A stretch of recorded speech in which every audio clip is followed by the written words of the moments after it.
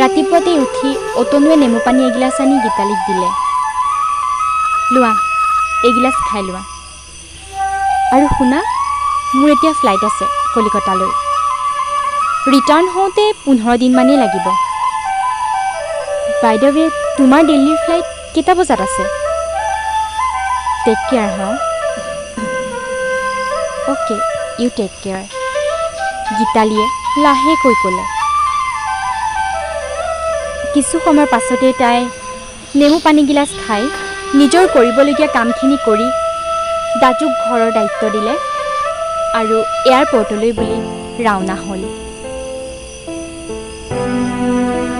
বাটতে তাইৰ মোবাইলটো বাজি উঠিল। তাইৰ ল'ৰা ক্ৰিছ। অ' মা, তুমি দিল্লীৰ পৰা কেতিয়া আহিবা? দেৰি হ'ব বাবা। মোৰ ওচৰলৈ কেতিয়া আহিবা সেইটো কোৱা। দিল্লীৰ পৰা মই ছিংগাপুৰলৈ যাম, কোম্পানীৰ কাম এটা আছে। তাৰ পাছতেই তোমাক লগ কৰিম দেই। ইউ টেক কেয়াৰ বাবা। ফ্লাইটখনত উঠি ছিট বেল্ট বান্ধি তাই অলপ ৰিলেক্স হ'ল। কিন্তু তাই পুনৰ উভতি গ'ল সেই অতীতৰ দিনটোলৈ। কৃষাণু, মই তোমাৰ লগত বিয়াত বহিব নোৱাৰিম। ঘৰৰ পৰা ঠিক কৰা ল'ৰাও বাহিৰত জব কৰি আছে। এই কথা কৈয়ে তাই ফোনটো কাটি দিছিল। আৰু সেয়াই কৃষাণুৰ লগত তাইৰ শেষ কথা। এনেতে কোনোবাই মাত দিলে, মেম, এনিথিং ফৰ ব্ৰেকফাষ্ট? হঠাৎ সাৰ পাই গ'ল তাই আৰু ভাবিলে ব্ৰেকফাষ্ট নকৰিলে তাই দিল্লীত মিটিংখন এটেণ্ডেই কৰিব নোৱাৰিব।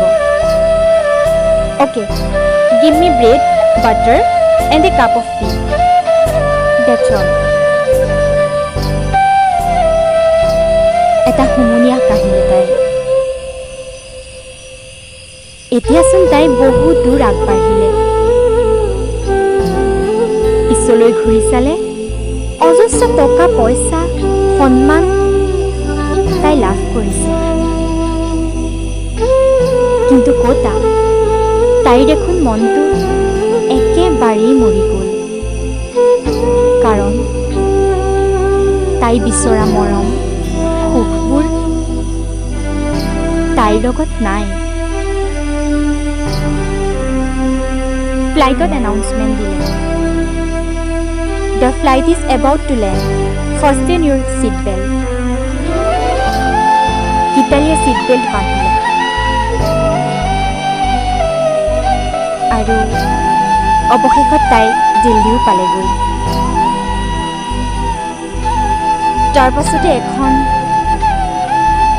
টেক্সি লৈ তাই ৰাওনা হ'ল গ্ৰেটাৰ কৈলাশ মাৰ্গলৈ।